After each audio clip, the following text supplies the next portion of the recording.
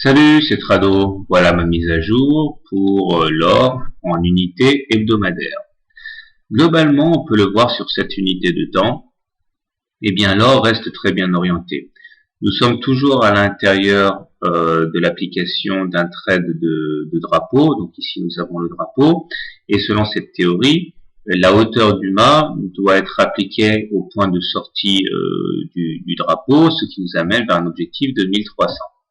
De la même manière, sur cette unité de temps, nous voyons clairement que nous avons un grand support, un grand canal oblique orange qui maintient les cours et qui, s'il devait occasionner une nouvelle rotation haussière à partir du contact sur les plus bas, devrait nous amener au moins jusqu'à 1350. Maintenant, si on zoome un petit peu, on voit que les choses sont un petit peu plus critiques, puisque je zoome, eh bien, les indicateurs techniques sont assez mitigés, dirons-nous, avec un MACD qui est sous son signal et qui décroît, le momentum qui fait une première incursion en zone négative, et un stochastique qui, certes, est au-dessus de son signal, mais qui a arrêté de croître. Si à cela on ajoute le fait que nous sommes en dessous maintenant en clôture de la M20, eh bien nous sommes clairement en situation de dynamique haussière cassée. J'ai pas dit dynamique baissière, j'ai dit dynamique haussière cassée. Donc, l'ouverture lundi sera déterminante et il serait vraiment de bon ton de réintégrer très rapidement le canal orange, un petit peu comme on l'a fait ici, pour préserver les petits haussiers.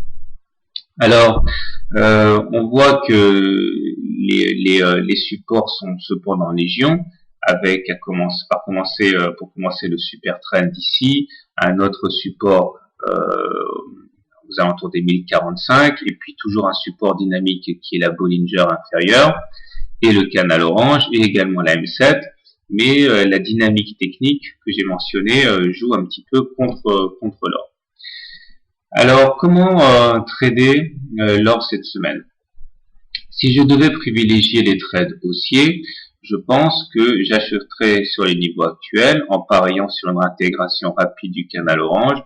Je mettrais cependant un stop loss, mettons aux alentours de 1083, ce qui voudrait dire qu'à la fois l'oblique haussière aurait été cassé et également un plus bas à 1087 sur le support correspondant au plus bas d'il y a 2 semaines.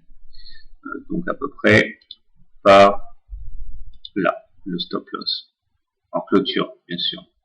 Maintenant, si je devais acheter vendre l'or, le shorter, le vendre à découvert, je pense que ce que je ferais, c'est essayer de le shorter au plus proche de la M20 et je mettrais un stop loss en cas de clôture à la hausse au-dessus du précédent plus haut, le précédent plus haut étant à 1046, parce que si on casse les précédents plus hauts, eh bien, cela semble remettre l'or en piste pour une nouvelle hausse.